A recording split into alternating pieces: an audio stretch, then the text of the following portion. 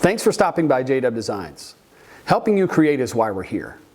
I hope with today's episode, which is a little bit different, you're inspired to streamline a space organizationally and that you let your OCD monster go, if you will, because that's what happens in today's episode.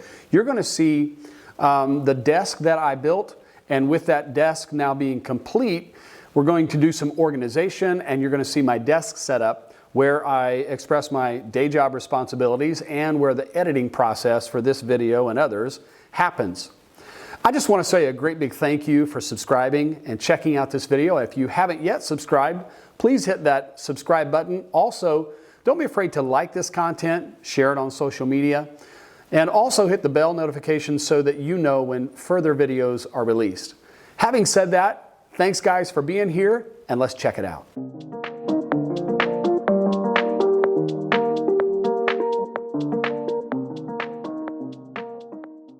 The organization process began for me by selecting some cable straps. They have a self-adhesive backing. They also have a hole so that you can put some screws in those and make them very secure. Then I took a look at not only these cable straps, but also some channel for the power cords. Those tend to need some help staying in. That has double-sided tape. That worked really well, as you're going to see here in just a bit. Grommets for the holes that we put in the desk, and yes, we put some holes in the desk. And then also some adhesive for Velcro. And here's the first hole that goes into the desk. I did that in that location so that I would know exactly where to use the Forstner bit.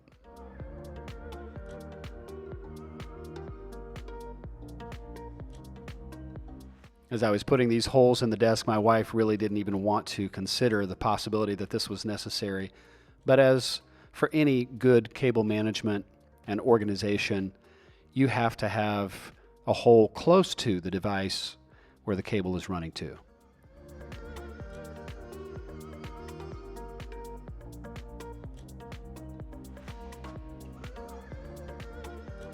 There you can see the double-sided tape, cutting it to length, putting the channel up.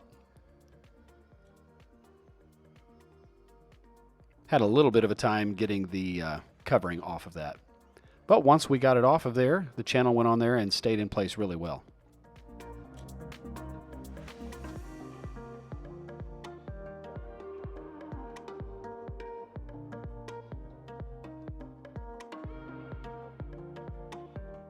There you get an idea as to the cable clamps, how you can stick those on there. They did have a tendency to move just a little bit. The adhesive wasn't quite as strong as I'd liked, but they worked well overall. The goal that I had in mind here was to make sure that when you looked at the desk, you didn't see a bunch of wires hanging down. I don't know about y'all, but I know personally when it comes to cable management, I like to see everything nice and neat and tidy. And the end product definitely accomplishes that.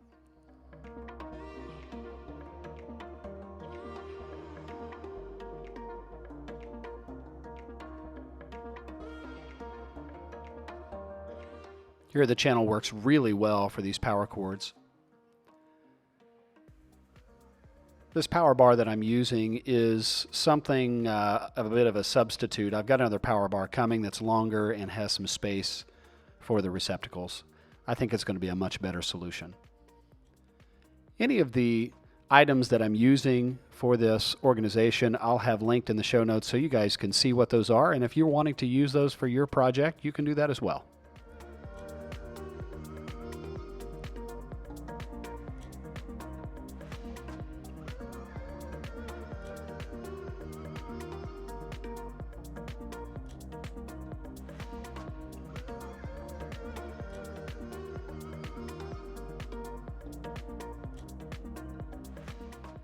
I moved to a dual monitor setup for this desk organization, making sure that 2 monitors gave me the ability to have a better workflow. So you can see that I'm working on making sure everything here for those monitors is routed correctly.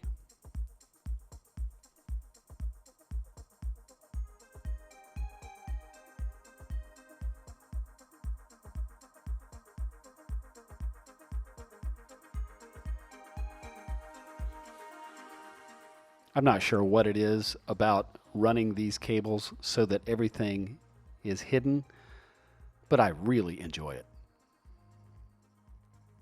My brother tells me that I am certainly type A.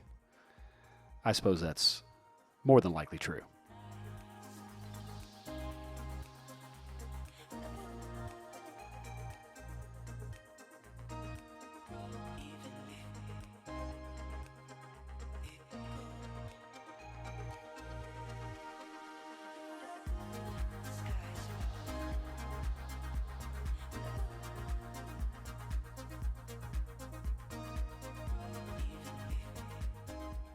Taking your time on these things really pays off in the long run, making sure that you have everything exactly as you want it.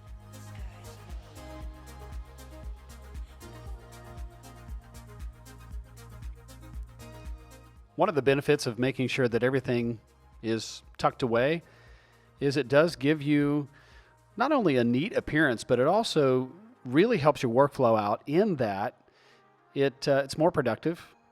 You're able to find things. I did have a conversation with a good friend of mine who suggested that I get everything labeled as well. That would definitely take it up to the next level, and I would have to say I'm entertaining the idea of that.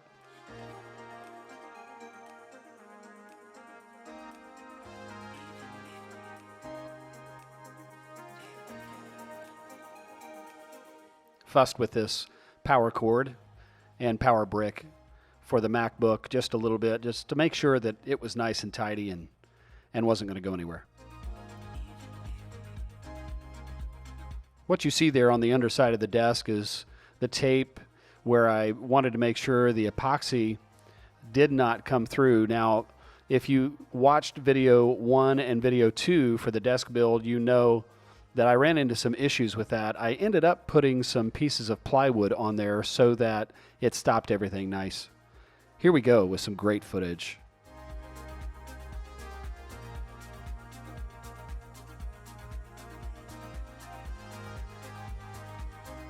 This gives you a real good idea as to how this project has turned out.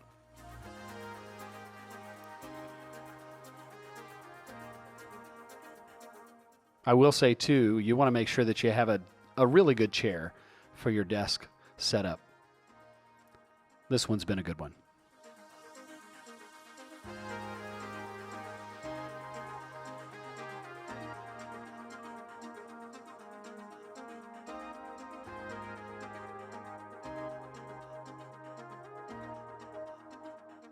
Guys, just a reminder to like, subscribe, share, hit that bell notification. I really appreciate you taking time out of your busy day to check out this build and to see where we landed on this desk. It's turned out to be outstanding. It's a one-of-a-kind, and I want to help you create your own works of art, if you will, your own masterpieces, and end up with something that's organized, helpful, and ultimately help you create.